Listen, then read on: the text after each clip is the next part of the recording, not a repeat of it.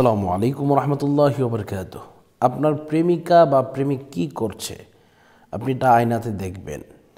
সে কোনো জায়গার মধ্যে অন্য কোনো ছেলের সাথে কোনোভাবে মিশে বা অন্য কোনো কিছু করার চেষ্টা করছে কি না, এই ব্যাপারে ইনশাল্লাহ আপনারা জানতে পারবেন।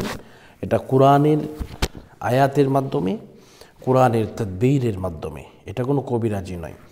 তো এটা কীভাবে করবেন তা হচ্ছে, কোরআনুল কারীমের মধ্যে সূরা কুরাইশ একখানা সূরা আছে 30 পারাতে, এটা আপনি পাঠ করতে হবে।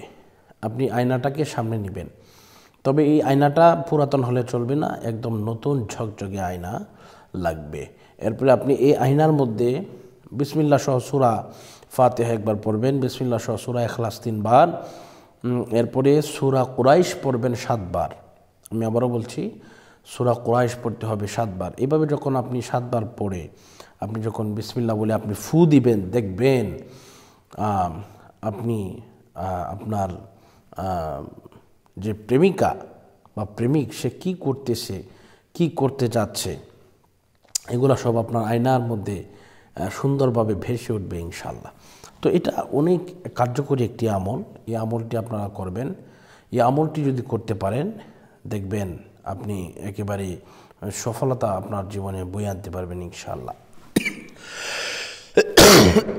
এরপরে আরেকটি বিষয় হচ্ছে, আপনি ফজরের নামাজের পরে, ফজরের নামাজ আদায় করা যখন শেষ হয়ে যাবে, এরপরে আপনি আপনি সূর্যের দিকে কীভাবে তাকাইবেন, ইয়া হাক্কু এটা 99 বার পাঠ করবেন।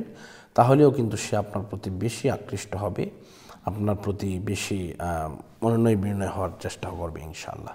তো আজকের মতো এই পর্যন্তই, বিদায় নিচ্ছি। আসসালামু আলাইকুম রহমতুল্লাহ।